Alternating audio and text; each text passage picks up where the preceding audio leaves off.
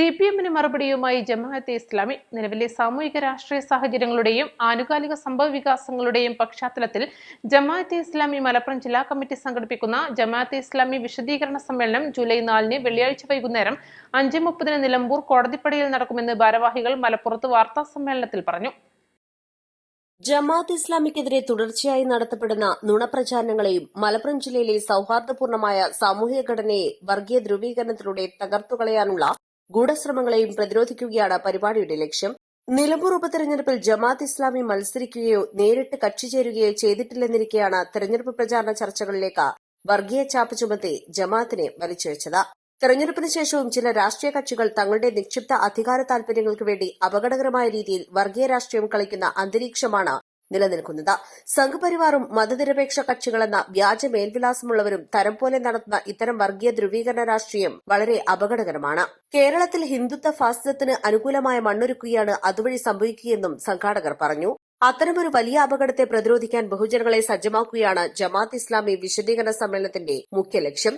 വിശദീകരണ സമ്മേളനത്തിൽ കേരള അമീർ P Mujeeb Rahman, assistant അമീർ V T Abdulla Koya Thangal, സംസ്ഥാന സെക്രട്ടറി ഷിഹാബ് പൂക്കോട്ടൂർ, ജില്ലാ പ്രസിഡന്റ് സമീർ കാളികാവ് എന്നിവർ പങ്കെടുക്കും. അടുത്ത കാലത്തായിട്ട് നന്നായിട്ട് ചിലവാകാവുന്ന വിറ്റഴിക്കാവുന്ന ഒരു നയമാണ്, അല്ലെങ്കിൽ നേട്ടം ഉണ്ടാക്കാൻ പറ്റുന്ന ഒരു രാഷ്ട്രീയ നിലപാടാണ് എന്ന് അവർക്ക് തോന്നുന്നത് കൊണ്ടാണ്. കാരണം എന്താ വെച്ച് കഴിഞ്ഞാൽ, ഒരുതരം വർഗീയ മനസ്സ് സൃഷ്ടിച്ച് ആ വർഗീയ മനസ്സിനെ തങ്ങൾക്ക് അനുകൂലമാക്കി മാറ്റുക, ഇത് വളരെ അപകടം ചെയ്യുന്ന ഒരു നിലപാടാണ് യഥാർത്ഥത്തിൽ നമ്മളെ കേരളത്തെ സംബന്ധിച്ചിടത്തോളം.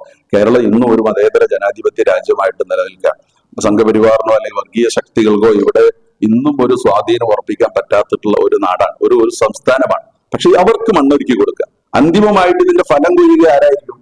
അതൊരിക്കലും CPM ആയിരിക്കില്ല, അല്ലെങ്കിൽ ഇടതുപക്ഷമായിരിക്കില്ല. ഇങ്ങനെ ജനങ്ങൾ വർഗീയമായി ധ്രുവീകരിക്കപ്പെട്ടു കഴിഞ്ഞാൽ അവർക്ക് ഒരു B ടീം ആയിരിക്കില്ല ആവശ്യം, A ടീമിനെ തന്നെ അവർ സെലക്ട് ചെയ്തുകൊണ്ട് ആളുകൾ മുമ്പോട്ട് പോകുന്ന ഒരു സാഹചര്യം ഉണ്ടാകും. അപ്പോൾ ഇവിടെ സംഭവിക്കാൻ പോകുന്നത് പക്ഷേ പശ്ചിമ ബംഗാളിലോ ത്രിപുരയിലോ ഒക്കെ സംഭവിച്ചതുപോലുള്ള ഒരു അവസ്ഥയിലേക്കായിരിക്കും ഒരു CPM-ഉം ഇടതുപക്ഷം കൂടി മുമ്പോട്ട് എത്തിച്ചേരുക. അപ്പൊ ഇങ്ങനെ ഒരു സാഹചര്യമുണ്ട്, ഇത് അപകടകരമായ സാഹചര്യമാണ് എന്ന് ജനങ്ങളെ ബോധ്യപ്പെടുത്താൻ വേണ്ടിയിട്ടുള്ള ഒരു സമീപനമാണ്, ഒരു പരിപാടിയാണ് ഇപ്പോൾ ജമാഅത്ത് ഇസ്ലാമി ഇവിടെ നടത്താൻ പോകുന്ന പരിപാടി എന്ന് പറയുന്നത്. ജമാഅത്ത് ഇസ്ലാമിയുടെ നയങ്ങൾ എന്താ? ജമാഅത്ത് ഇസ്ലാമി ഒരു വർഗീയ പ്രസ്ഥാനമാണോ അതോ ഒരു മാനവിക പ്രസ്ഥാനമാണോ? ജമാഅത്ത് ഇസ്ലാമി വർഗീയ പ്രസ്ഥാനമല്ല, ഒരു മാനവിക പ്രസ്ഥാനമാണ്.